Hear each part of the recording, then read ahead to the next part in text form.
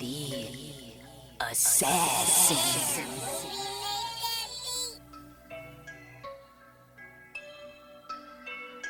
You know I break necks, call me Jack Tate. I have no regrets while your life is fading.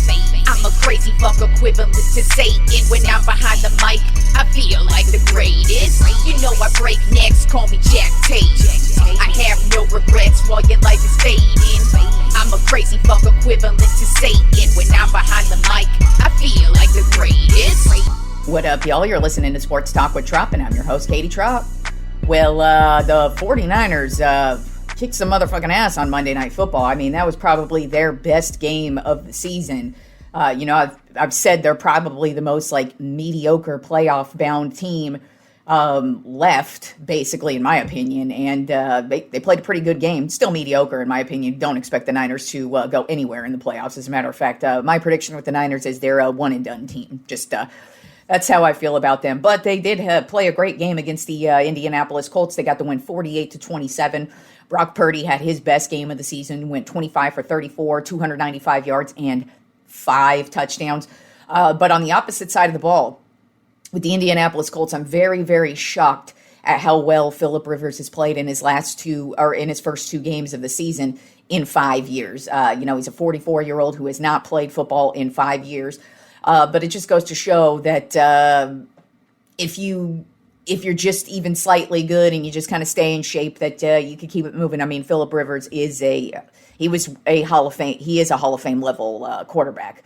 And his statistics actually prove it. He's actually top 10 in pretty much every statistical category for a quarterback. And, even though you could see he's moving old and you could tell he's old, straight the fuck up. You can, but he could still pass the ball. He could still deliver it with precision, and he still made some big plays. Went 25 for 35 in this game, 277 yards and 2 touchdowns and an interception. So not a terrible game from a dude who has not played football in 5 years. And it's very shocking to see how well he's playing at the age of 44 and not playing in 5 years. It's just very shocking, and good for him, man. Just to come out there and just do it. I don't know what. I don't really think it's going to propel the Colts into the playoffs, but it gives them a little bit of hope at least. So let's move on to the Tropp 10 NFL Power Rankings this week. We do have a new number one, but other than that, not a lot of changes. A whole bunch of teams have clinched playoff spots this week, so it's probably going to be a pretty quick, short, and sweet Power Rankings this week because we are in the home stretch, and pretty much where we are is where we are at this point in the season. Nobody's really going to make any major moves, in my opinion, and it's just we're basically waiting for the playoffs to begin at this point. But the new number one this week for me is the Chicago Bears. Overall record of 11-4, and it's just because they are playing excellent football, great team football. They're playing excellent defense. They're really solid on the special teams side, but also on the offensive side of the ball as well. They're just getting more and more confident every week. And they're winning the good games. They're winning the bad games. They're winning ugly. They're winning by big margins, by small margins. They've had comeback wins. And it's just they just look really good. And they've also clinched a playoff spot. So they are playoff bound. Then at number 2 on my Tropp 10 NFL Power Rankings, I have the Los Angeles Rams. Overall record of 11-4. I know they lost this week. But to me, they're still... When I look at it, just looking at the teams that have clinched playoff spots and are headed to the playoffs because they have clinched a playoff spot, they really are the most trustworthy team, in my opinion, just because of their quarterback, because of their coaching situation, and just because of all the playmakers that they have at each and every position. So that's why I didn't drop them far in my power rankings because they still, to me, I actually believe they are the team to beat. For the Super Bowl at this point in time. That's just the way I look at least for right now. We still have a couple of weeks to go, but to me, they are the most complete team headed into the playoffs.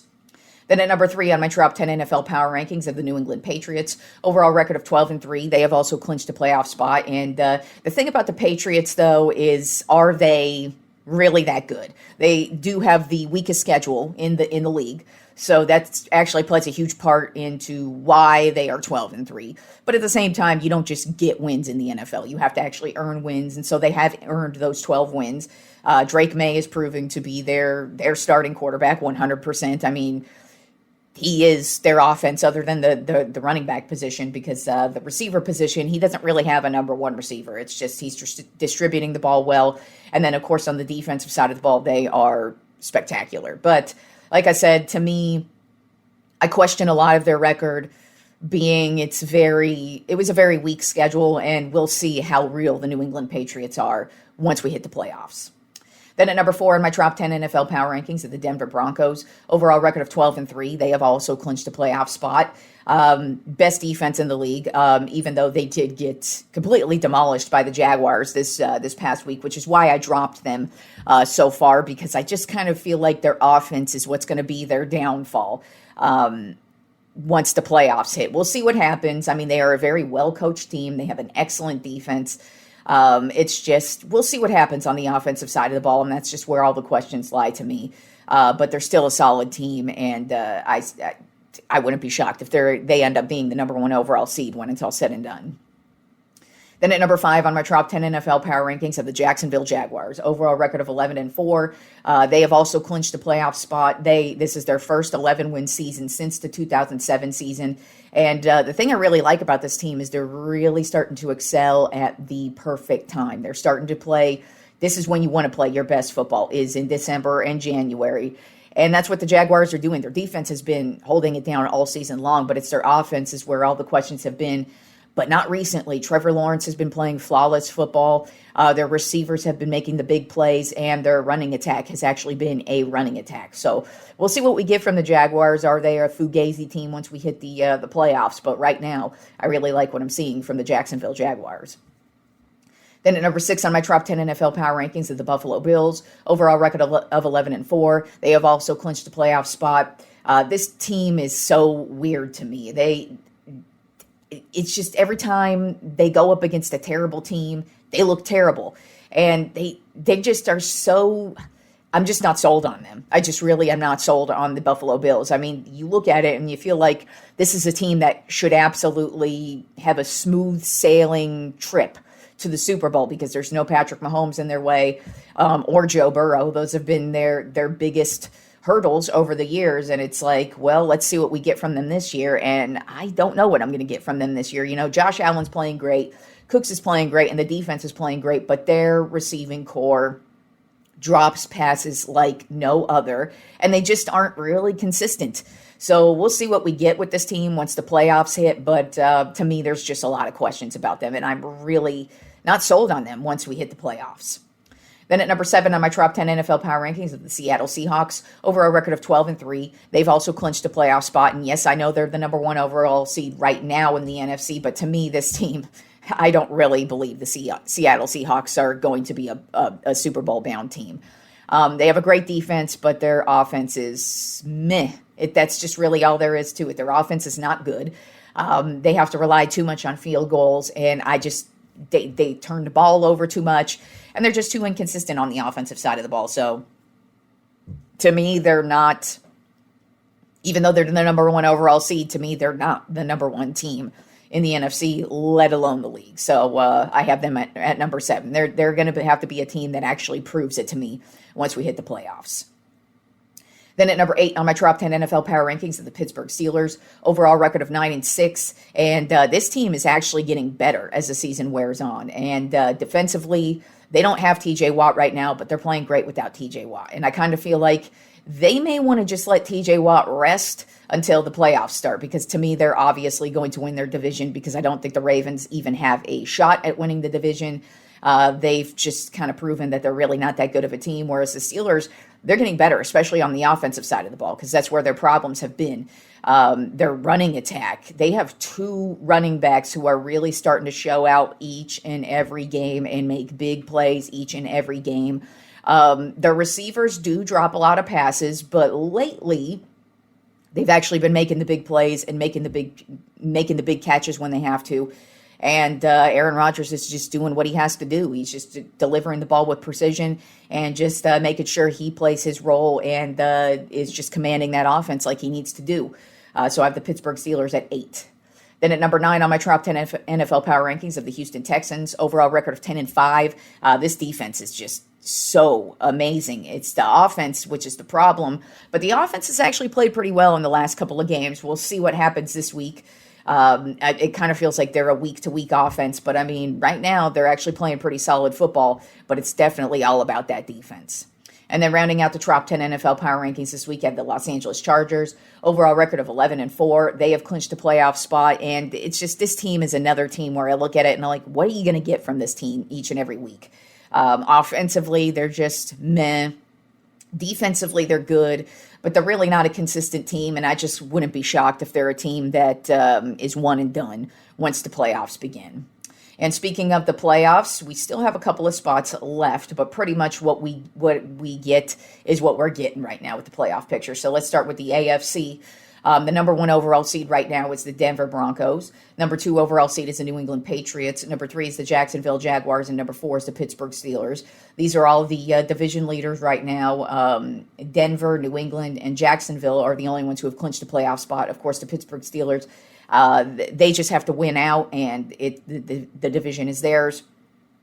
Just because, everybody else in their division is pretty much done. And if the Ravens lose, then the division is theirs, no matter what they do. And then the number 5 overall seed with the wild card spots, we have the number 5 seed is the Los Angeles Chargers, the number 6 seed, the Buffalo Bills, and the number 7 seed, the Houston Texans.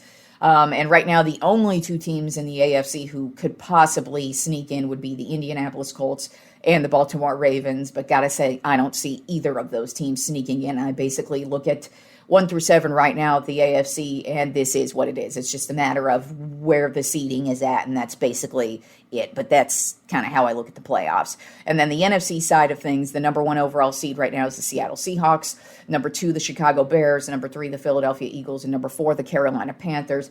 These are all the division leaders right now. And they could change, except for Philadelphia. But I kind of feel like Chicago and Philadelphia, that's what it's going to be. Carolina, we'll see. And then Seattle, we'll also see. And then the wild card spots right now are number 5, the San Francisco 49ers. Number 6, the Los Angeles Rams. And number 7, the Green Bay Packers.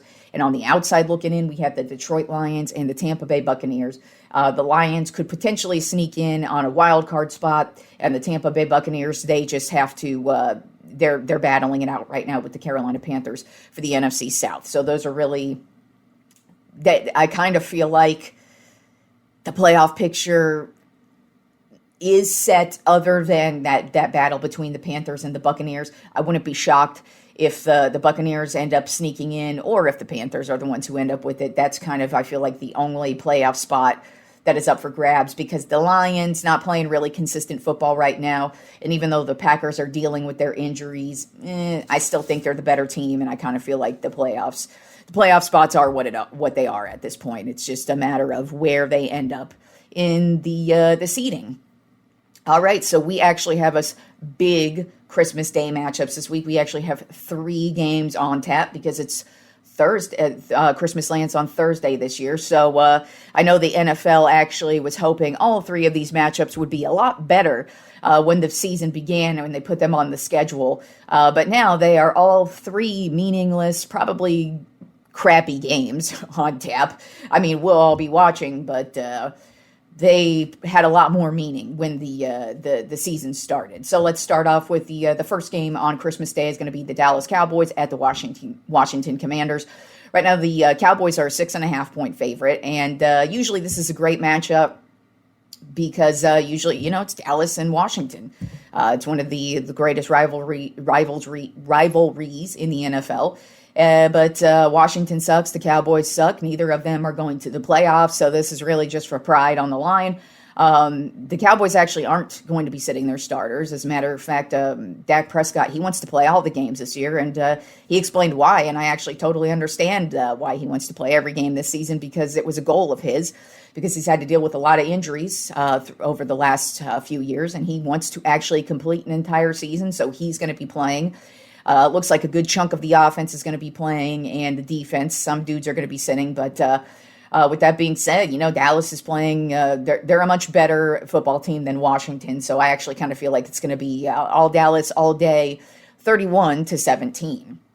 Then we have the Detroit Lions at the Minnesota Vikings. Right now, the Lions are a 5.5-point favorite. The Vikings are playing for absolutely nothing. They have no shot at the playoffs. But the Lions, they actually do have a shot at the playoffs. They definitely need this win. They also need some help in order to get into the playoffs, but they absolutely need the win. With that being said, Minnesota is not a good team at all, offensively especially.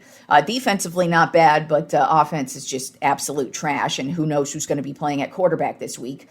Whereas, like I said, the Lions have a lot on the line, and they are spectacular on the offensive side of the ball. And I kind of feel like Detroit's going to come out and play a really good game. And I expect it to be all Detroit all day, 28-17. And then the Thursday night football game is the Denver Broncos at the Kansas City Chiefs. Right now, the Broncos are a 12.5-point favorite.